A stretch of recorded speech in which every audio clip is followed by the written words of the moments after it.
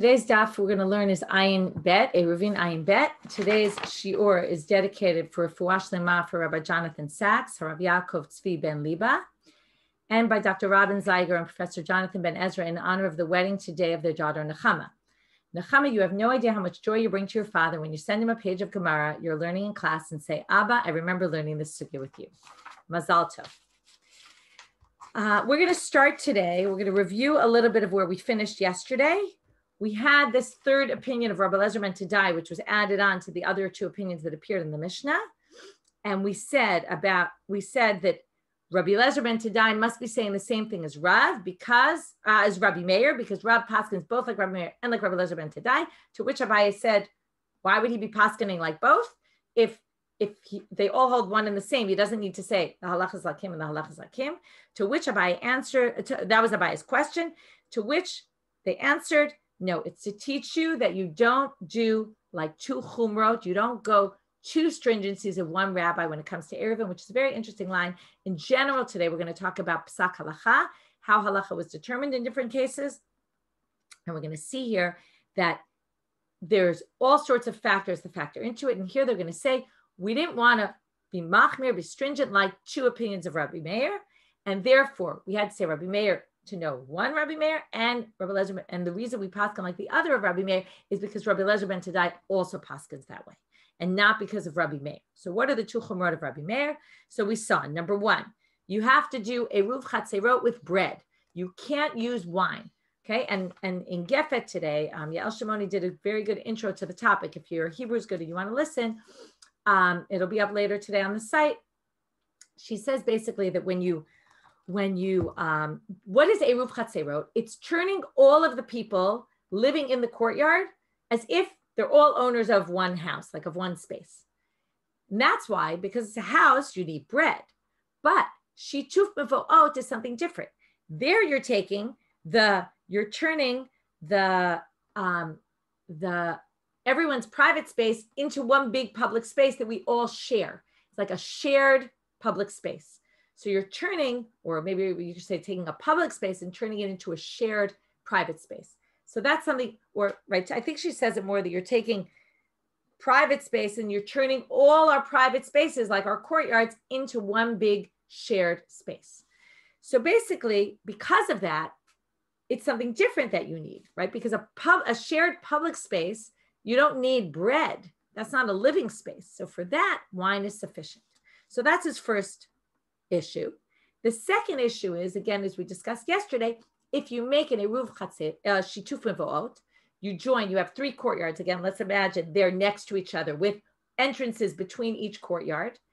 And in addition, they all have exits to a common shared alley. And you do shituf mevo'ot, which allows them all to carry into the alley.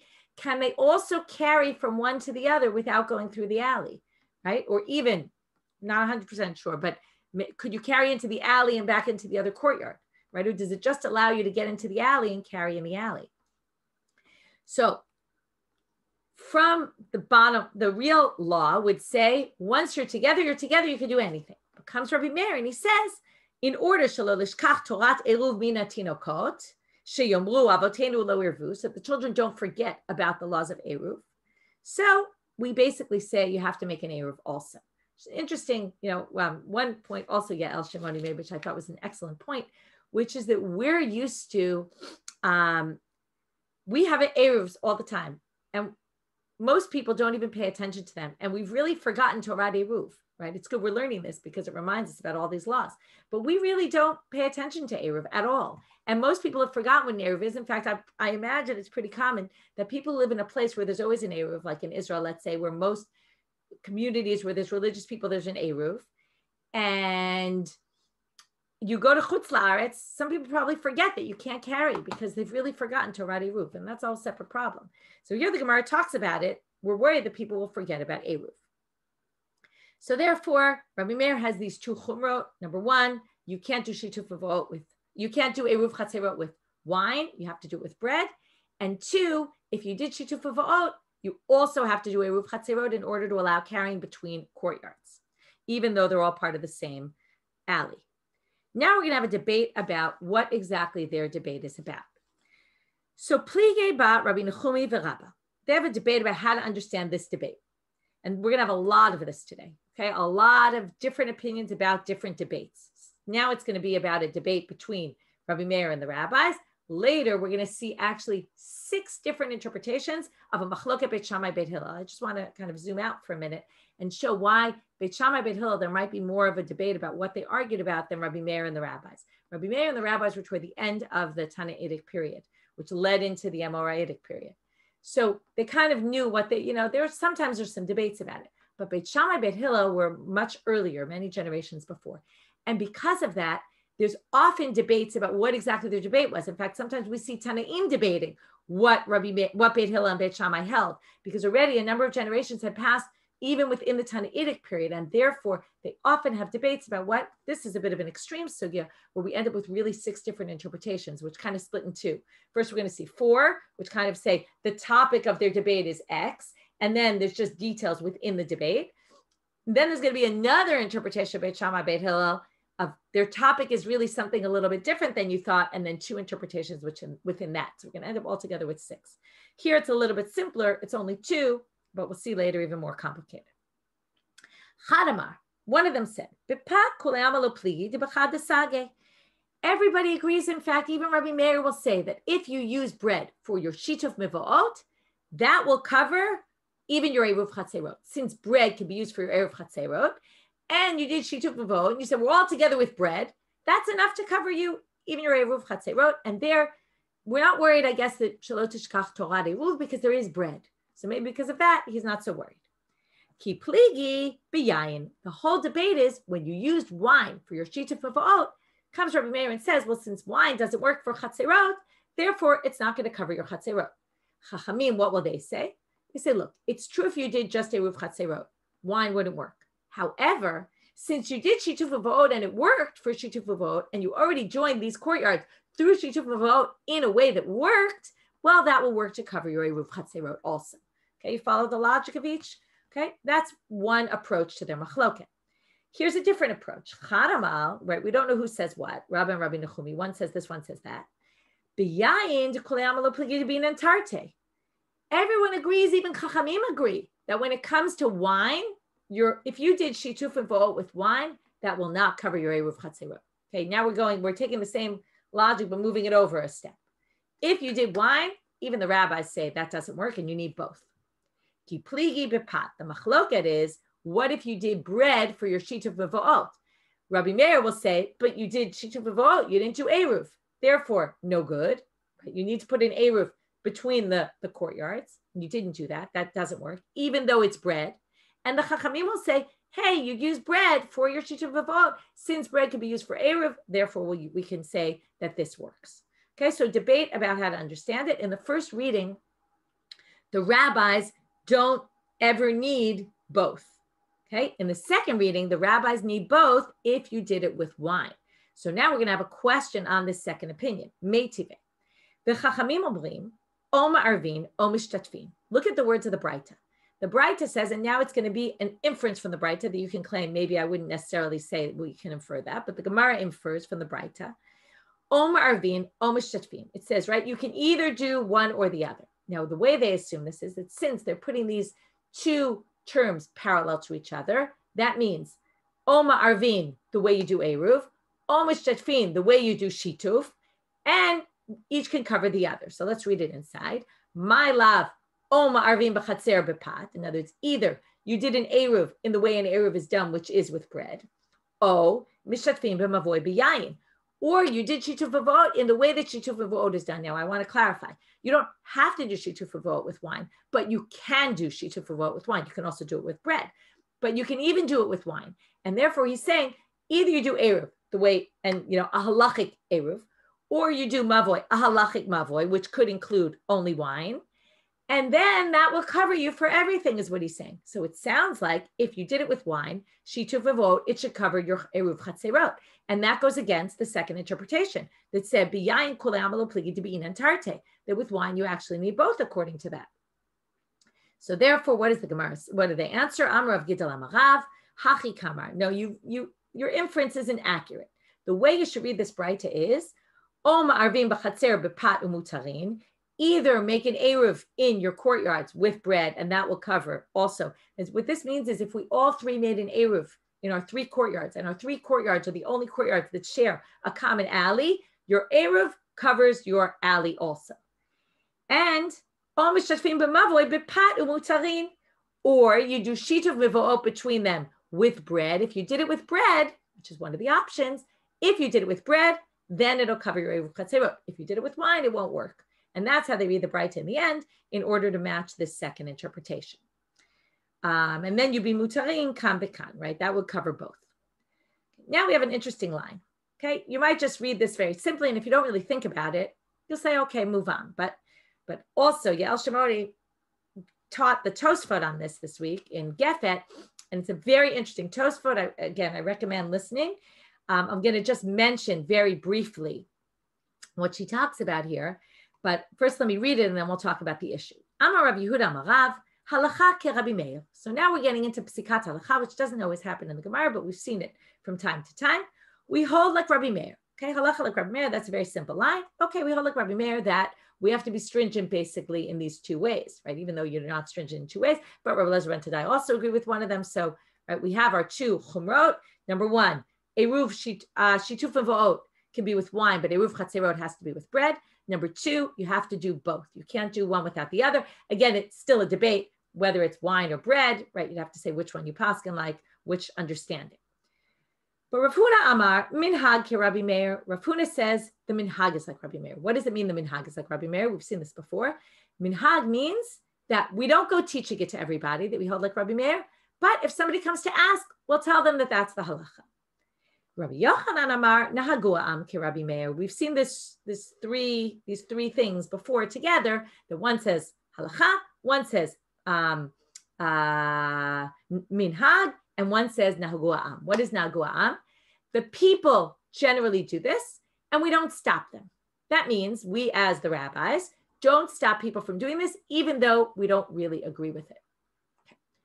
Okay, sounds very straightforward, but what's the problem? What does it mean we don't stop the people from doing this? The people, if they do this, generally, when we use this terminology, it relates to someone who's lenient, right? If you're going to be lenient about this and the people are doing this thing that's lenient, so we won't stop them, even though, right, it's really, we think it's wrong, but yesh al mi l'smoch, as we say, they can rely on somebody, it's okay. But here, we're talking about stringencies. So why would you even think in that terminology that we should go with his stringency? Okay, so that's exactly the problem. It doesn't make any sense here that we'd be saying it's okay if they do it when we're talking about something stringent. He's got a much stricter law that we have to do both. So Tosfot basically brings up, and this is what Yael teaches, the whole idea of Gefet is to teach you how to learn a Tosfot. So if you want to learn, get skills in how to read a Rashi and analyze it, and how to learn a Tosfot and analyze it, that's what they teach in the short shiurim on Gefet. They're excellent and recommended.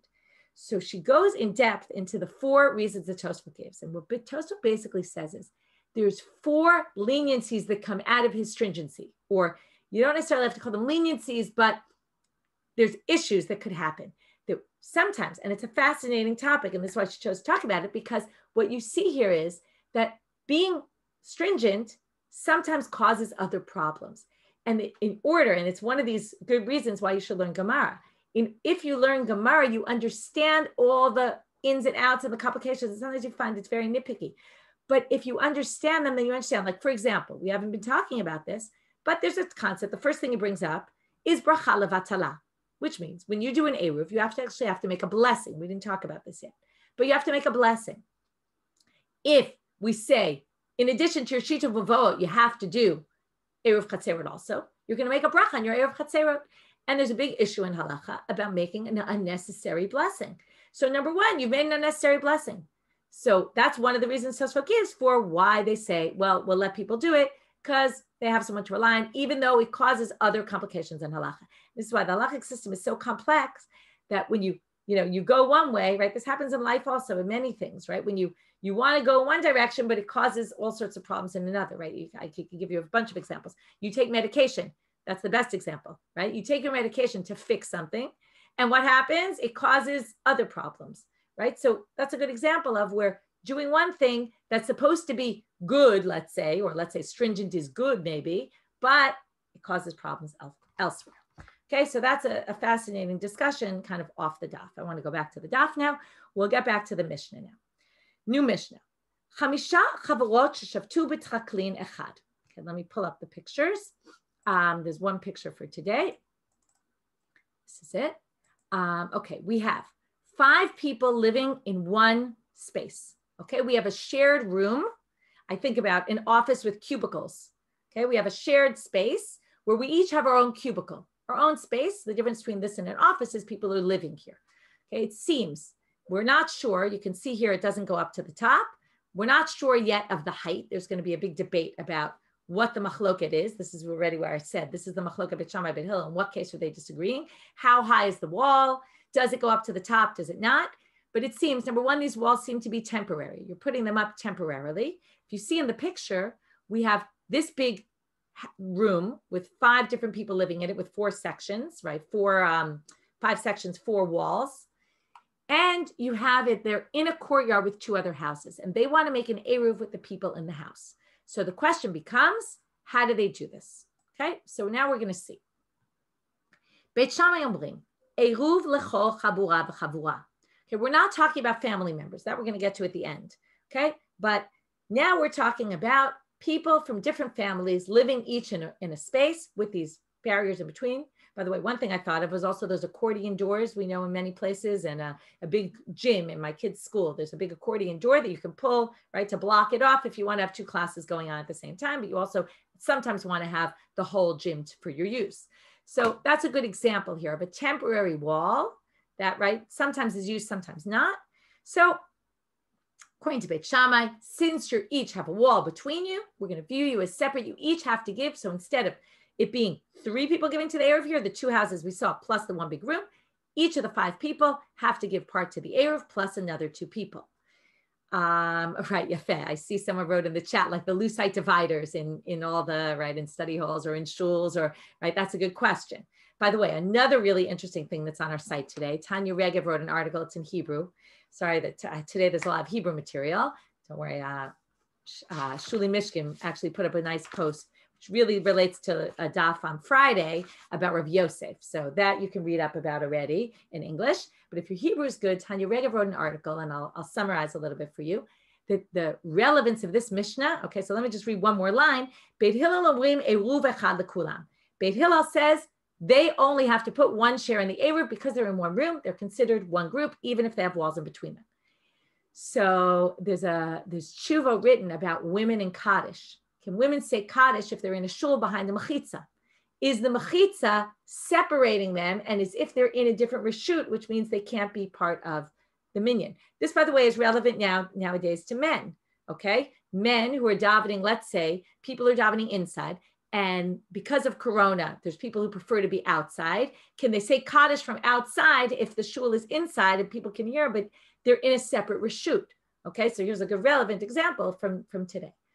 But in general, right, how do we view, and she quotes this tshuva of Rav Henkin, that we don't view, okay, and then he uses this sugya as his basis, or some of the other posts can do, and he quotes this, about whether we view women behind the mechitza. Let's say they're upstairs, right? Maybe there's a difference depending on what type of mechitza.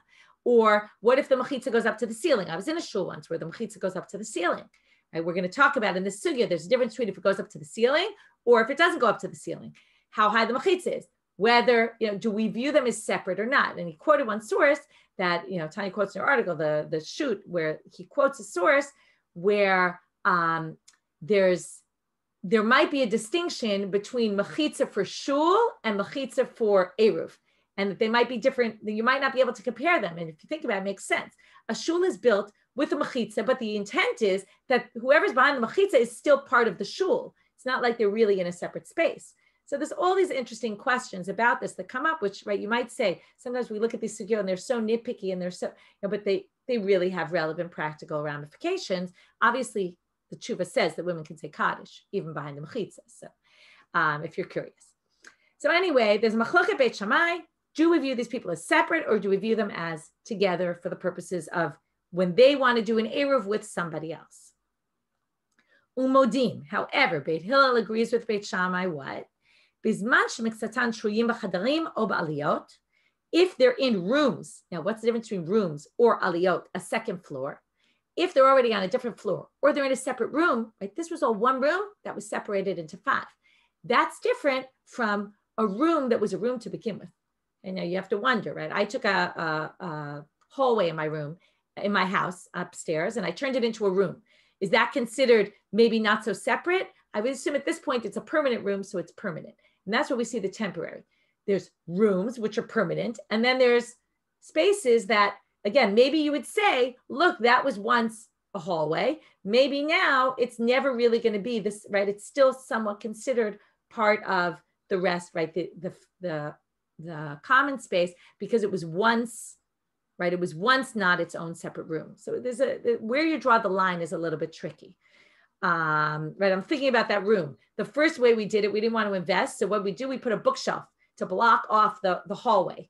Okay, that was like the first stage. So there you could say, well, maybe then it's still pretty temporary. Once we actually put a wall up and we decide, okay, fine, this is happening. We're keeping this for the long term. We're going to put a wall up with a door. Then already, I think it really became permanent. It's hard to view that room as a different room. It's actually a funny example. I'll just get into details. All the other rooms we had done when we got into the house, we put in parquet floors, and that room we left with the floors from the hallway. So it still had like some indicator of the hallway. What's funny about this story is that yesterday, after many, many, many years of having built that room, I finally said, I'm getting around, and we put parquet floors for her too. So now her room looks like everybody else's. So you can see there's this distinction between, it still has aspects of a hallway to it. And, so her floor was just like the hallway, and it was different than all the other rooms. So you could see how this could come up in real life. So now, obviously, there's no issue of Eruvin in my house because we're all part of the same house. We're going to get to later, what if we live with family members in the same courtyard, but not the same houses? How do we view that? So hold off till we get there. Okay, so now,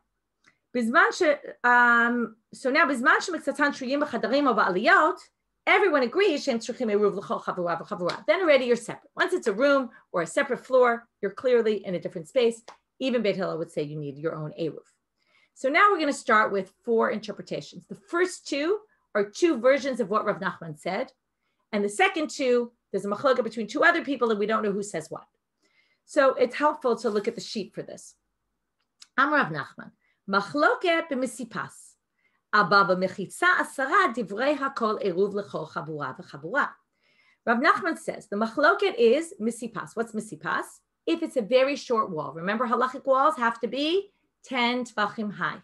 If it's less than 10 tvachim, okay, then they have a debate. Then Beit Hillel says, we view you all as together. And then we're going to say, basically, Beit Hillel only views you because you don't have a real wall. It's less than 10 tvachim. Beit Shammai will say, no, that's enough of a separation to keep you separate. But once you have halachit mechitza, you're clearly considered separate from each other, distinct. In that case, even Beit Hillel would agree you need an eruv. Some people read Rav Nachman differently. Amar Rav Nachman, af b'misipas machloket. Even in a short wall, there's a machloket, meaning both if the wall is 10 and if the wall is under 10. So here we're going to have the machloket in 2 cases. Okay, it's if the wall is 10 or if the wall is less than 10, still Beit Hillel thinks you're one unit. Beit Shammai says it doesn't matter if it's a serious wall, if it's not serious wall, no matter what, you're separate. Okay, that's the debate between them according to the second reading. Pligeba, now we're going to get to 3 and 4. Pligeba Rabbi Chiya Rabbi Shimon Berebi. Chadamar, one of them said, Machloket b'mechitzot hamigiyot letikra. Now we finally get the ones that go up to the ceiling that I mentioned before. The machloket is if you have a wall. Now here you'd have to say it's like an accordion wall. It's an accordion wall that goes up to the ceiling, or by the way, it could go up close to the ceiling within how many tvachim? 3. Remember the laws of Lavud, where it goes almost up to the ceiling. Then they have a debate. Beit Shammai says that's a real mechitza, right? Because you're really separate. Beit Hillel says, no, still it's temporary. It's really one room and therefore not. Aval, and let's go back to the example of my daughter's room, right? Even if I put up a wall, it would still be, now that's harder to see because you really don't see that as part of the hallway, but one could still say. right? Imagine the door was open. And again, if you have the same floors going from the hallway, it kind of looks like it's all one and the same. So machloket b'mechitzot megiot l'tikra, aval mechitzot she'en megiot l'tikra. Now again, wherever you say the machloket is, you're going to say, well, the case below it or above it, they're not going to argue. So if you say the machloket is when they get up to the ceiling, then we're going to assume what? Mechitzot she'en megiot l'tikra. If it's not all the way up to the ceiling, even Beit Shammai will agree that you're considered one unit, even if it's a mechitzah of 10 tvachim, right? That disagrees with Rav Nachman. Divrei hakol eruv echad lekulan, right? Everyone will agree, even Beit Shammai, that you only need one eruv for everybody. And Chad Amar, this is the other way of looking at it, machloket b'mechitzot she'en megiot l'tikra. The machloket is if they don't get up to the ceiling.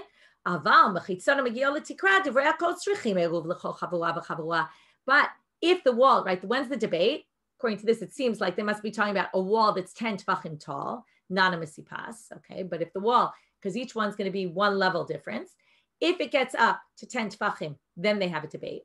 Once it's up to the ceiling, even Beit Hillel will agree. It's clearly a separate space, and therefore you need a separate eruv for each person. So again, just to summarize, opinion number one, the machloket is a very low wall. Anything higher, like a real halachic wall, even Beit Hillel will agree. Option number two, misipas and 10 tvachim, they disagree. But the assumption, even though they didn't talk about it, the assumption is both versions of Rav Nachman would think if it got up to the ceiling, even Beit Hillel agrees that you're going to need a wall. You're going to need a separate eruv for each one. Then we get into the next two opinions about where's the machloket. Is it in mechitzot hamegiot l'tikra, that even there, Beit Hillel is going to be mekel, lenient, and say, still we view you're all one because it was really one room, even though you now have this temporary wall that goes up to the ceiling. And then, right, everyone will agree. Anything less than that, we all agree is fine. Versus the last opinion, which is the machlokets, dafka ad mechitza of 10. And then, right, lower, nobody needs. Higher, everybody needs. Okay, made today. Now we're going to bring a source that brings one opinion. And therefore, we're going to say, this seems to contradict possibly all the other opinions. Maybe it can be read with two of the opinions. Okay, so let's see. Amar Rabbi Yehuda HaSabar. Okay, Sabar, what does Sabar mean? One of the options is he was very sharp intellectually. Savar from Svara. He knew how to think. Okay, there's some other opinions that it's a different word. I'll leave it at that. Rabbi Yehuda Sabar says, Lo nechleku beit Shammai u'beit Hillel ha'mechitzot hamegiot l'tikra shetzrichim eruv l'chol chabura v'chabura. They don't agree. Everyone agrees. They don't disagree about mechitzot that get up to the ceiling. Okay, this matches option number 4, right? Everyone agrees if they get up to the ceiling that you need your separate eruv. Al manech leku. So what is their debate? Al mechitzot she'en megiot l'tikra. They're arguing if it doesn't get up to the ceiling, which probably means they're arguing about if it's 10 tvachim, because if it doesn't get up to the ceiling, well, probably what he probably means is it drops down a level, and then it means at 10 they disagree. That's just saying what their opinions are. So now we're going to go through all 4 opinions and how each opinion works out with this source. They're not going to go in order though. To the one who says the machloket, that's option number 3 we saw.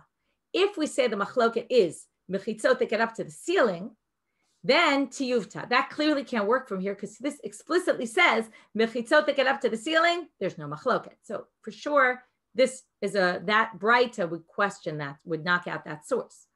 Ulamanda amar b'mechitzot she'en megiot l'tikra machloket, option number 3, that the machloket is specifically, did I say it right? Yeah. That the machloket is, right. No, I said it wrong. 1 second. Sorry, option, I can't remember now how I said it, right? Option number 3 doesn't work, right? That's what I said. Now we're up to option number 4. The machloket is specifically if the walls don't get up to the ceiling, meaning they're 10 tvachim high, but not to the ceiling. That's the machloket. Siyata, that has a perfect, this is the support for that opinion. This matches 100% option number 4. Lahach lishna de amar Rav Nachman. Now we're going to go to the 2 options of Rav Nachman. Remember, Rav Nachman said the first one was machloket b'misipas. Their whole machloket is a very low wall.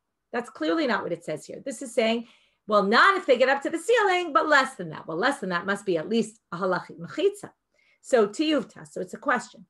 What about lahach lishna? And here's the question. The Amar Rav Nachman af b'misipas machloket. The second version of Rav Nachman said both in the short wall and in a 10 tefachim wall. Would that work in with this source? When this source says they don't disagree about mechitzot that get up to the ceiling, but they disagree under that. Do they mean under that 10 tefachim and even less than 10 tefachim? Or do they mean under that is only a 10 tefachim they disagree, but not this low wall? So if you say not the low wall, then it's going to disagree with the second lashon of Rav Nachman. But if you say both, then maybe it's both. So let's suggest, they say, Lema Tavi Tiyufta. It kind of sounds like it's a question. Lema Tavi Tiyufta means, does it pose a question? Do we have to assume that this means under 10? Everyone would agree is fine. So Amar L'cha Rav Nachman can answer, no. Pligi b'mechitza v'hu adin b'misipas. The machloket is about a mechitza, and also, even if it's not a real halachic mechitza, it's less than. Now, if that's the case,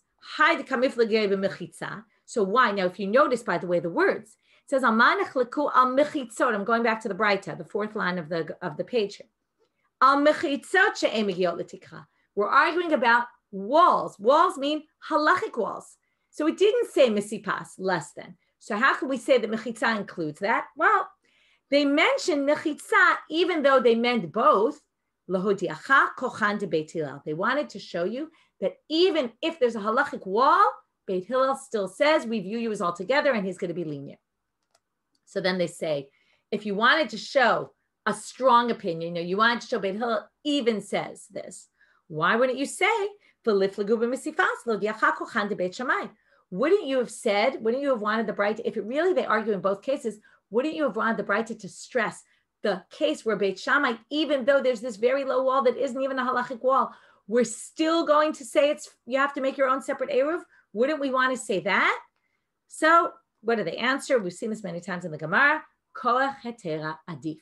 We'd rather it shows more power, it's a fascinating line, to allow things rather than to be stringent, right? It's always more koach if a rabbi can come along with, we always say, or a posek can come along and say, I have broad shoulders, I'm willing to be lenient in a particular case. That shows more strength than to just be stringent. So therefore, they'd rather highlight the mechitza, that even in a mechitza, Beit Hillel thinks, a real halachic mechitza, it's an issue. So that's how we explain Rav Nachman. The whole topic of Daf Yomi this week in Hebrew on our site is all about koach dehetera adif in this concept, which is a very interesting concept. So a lot of things in today's daf about psikat halacha and how we paskin and things about how we view. It's very interesting. Now, again, the Gemara is going to get into how do we paskin. So Amar Rav Nachman Amarav, halacha ki Rabbi Yehuda hasavar. We actually hold like him. Okay, that again, what does he hold? Their argument is about mechitzot. Okay, now again, it's not clear whether it's 10 or maybe even less than 10. That's still open. But and notice it's Rav Nachman, by the way, who paskins this way. So probably it would be less than 10 and 10. But when it comes to mechitzot that go all the way up to the wall, we're going to hold that everybody agrees they're considered separate and each has to give their part to the eruv.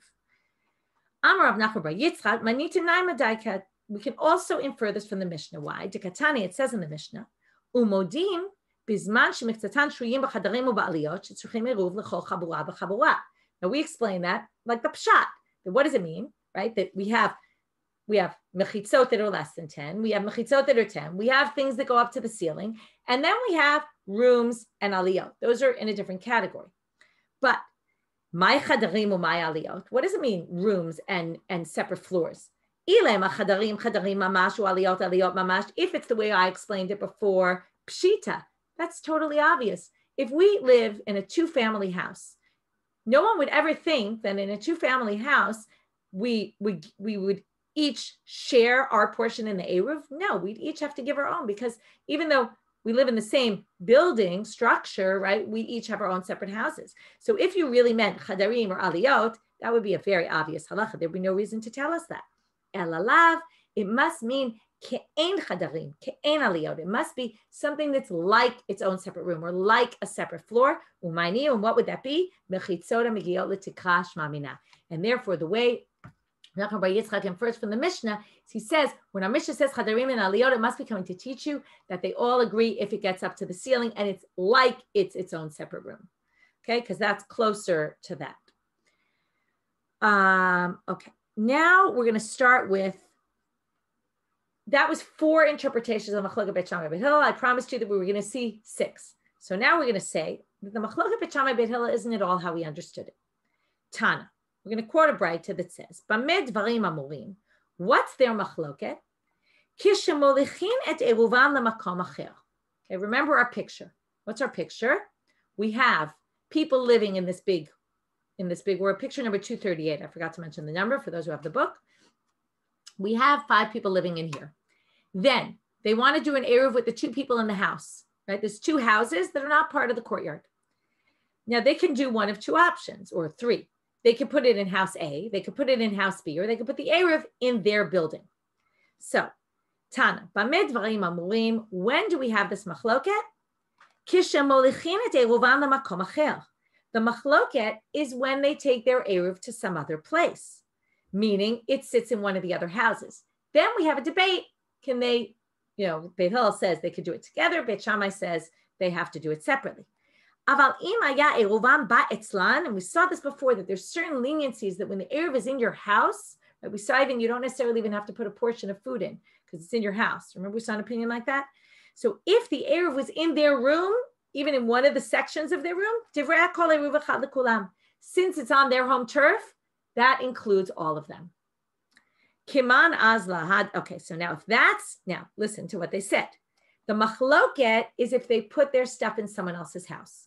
Then Beit Hillel says they're still viewed as one unit. Beit Shammai says they have to give their own. But both Beit Shammai and Beit Hillel would agree if it's in their own house, their own that big room, then one Eruv would be enough. So again, the machloket is if the Eruv is in someone else's house. So now, Kiman azla hadatanya. The following braita, according to who does this go? Chamisha. Now they're going to compare this to another case, which is Chamisha shegavu et Eruvan. Let's say 5 of us live in a courtyard, and we did an Eruv together, and then we want to do an Eruv with the next door courtyard. How do we do that? Do we each need to give our own portion, or are we viewed as one group and we can just give one portion for all 5 of us to the next door chatzer? So Chamisha shegavu et Eruvan. We already had an Eruv together. If they want to join an Eruv of someone else, Eruv echad lekulam. Okay? All they need to do now, this is when they want to put the food in the next door courtyard, it's enough for them to just put one portion for all of them. That is like this case. And they're saying that must match only Beit Hillel's opinion. Because remember, what did we say? If they put the food in someone else's house, there's a machloket Beit Shammai Beit Hillel whether this works. So therefore, if Chamisha gavu eruvan, that would be the same thing. If they put it somewhere else, one would be enough. Well, that would only be Beit Hillel. Beit Shammai would disagree. So kiman ki Beit Hillel. But ika da'amre, this is option number 6 of how to understand this machloket within the second possibility. Ika da'amre bamed dvarim amurim. They're going to say this a little differently. When do they argue? Kishaya eruv ba'etzlan.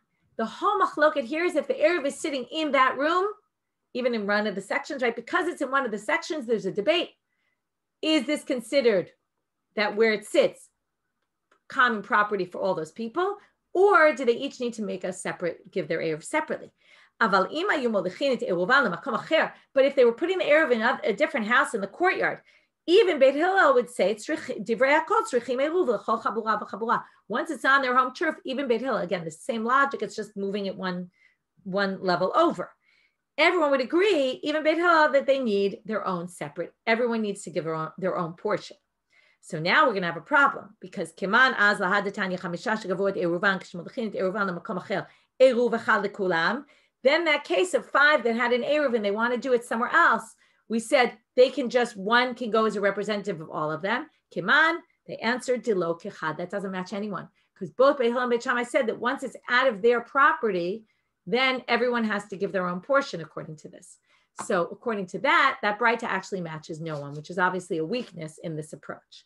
Okay, so again, to summarize, we saw 2 different possibilities about what their machloket is about. Does it depend on the size of the walls, the height of the walls, or is it an issue of where the Eruv sits, and does that make a difference? And then within that, we saw 4 possibilities for the first, 2 possibilities for the second. New Mishnah. Ha'achin shayu ochlim al shulchan avihen. Okay, this is a great scenario to imagine. you have siblings and you all live in the same courtyard with your parents, right? Have fun, right? Some people would love that. Some people would not like that as much. So you all live in a courtyard with your family. In addition, there's other people living in the courtyard among you, right? You got to feel bad for those people who are living with your, as they say in Hebrew, your chamula, right? Your big giant family, and you got a few random people living there. So if they all eat dinner together, okay, right? Imagine that, going for dinner every night to your parents' house. There's something nice about it, right? Your mother makes dinner for you every night. But anyway, they will eat al shulchan avihem, but yishenim bebatehem. It's the best of both worlds. You get all your meals served to you, but you get to sleep in your own house. Well, we'll talk about maybe there's an even better situation than that, right? Or your father makes your meals. Yes, exactly. I was kind of putting into the stereotypes of this chamula and these stereotypes of the mother cooking all the food for everybody. But yes, it could be the father's cooking for everyone. Lefichach, therefore, strichim eruv lekol echad ve'echad. Interestingly, what happens here? It doesn't matter that you all eat together. You all sleep in separate places. So you're each considered separate houses. You each need to give your portion to the Eruv. Lefichach, therefore, im shachach echad mehem below irev. Let's say I forgot to give my portion to the Eruv. Mevatelet reshuto, I would just relinquish my rights. We're back to that. Matai. When does this all work? Bizman shemolichin eruvam b'makom acher. Again, we're going to see this leniency if the Eruv is in your home turf. This is if the Eruv sits in the house of whoever isn't part of our big family. Aval imaya eruv ba'atzlam. But if the Eruv sits in my parents' house, or it's just our family living in this courtyard, then you don't need to do separate Eruvs. So if it's just us, we don't need an Eruv at all. If it's us with another family, but the Eruv sits by us, we also don't need. Okay. The first question of the Gemara is, Shma mina makom lina gorem. It sounds like you're saying, what determines this? Where you sleep, right? I see someone wrote about Shabbos candles, right? Similar thing. So is it the place you sleep or is it the place you eat? So this sounds like the place you sleep. And we're going to see, I don't think we're going to get to it today, but the very end of the daf, which leads into tomorrow, is there's a machloket Rav and Shmuel about, is it the place you eat or is it the place you sleep? So it seems weird that if Rav and Shmuel have a debate about it, it would be so obvious in the Mishnah that it's one. So Amar Rav Yehuda Amar Rav. Here's, I said, maybe this is an even better scenario. Mikablei pras shanu. Okay, by the way, the language of mikablei pras means you get a prize. What does that mean? It means, right, in certain language, you can mean pras is a prize. Okay, here it doesn't mean you get a prize. It means, but you could say you get the prize. It means that every night you get dinner delivered to your house by your parents. Okay, well, we'll be now more, mother or father, but your mother or your father prepares your meal for you. You have your own house in the courtyard. And you get your dinner delivered to you every night, right? What can be better than that, right? You might not want to eat dinner every single night with your parents, but you'll be very happy to get your food delivered to your house, right? Sounds like a kibbutz, I see someone said. So anyway, if that's the case, then we're going to say makom lina golem. But if you're going to eat together, right? It could be, you could read the Mishnah. If you actually physically eat in the same place, maybe that would mean you don't need to give a separate Eruv. Tano Rabbanan. Now we're going to have a Braita. If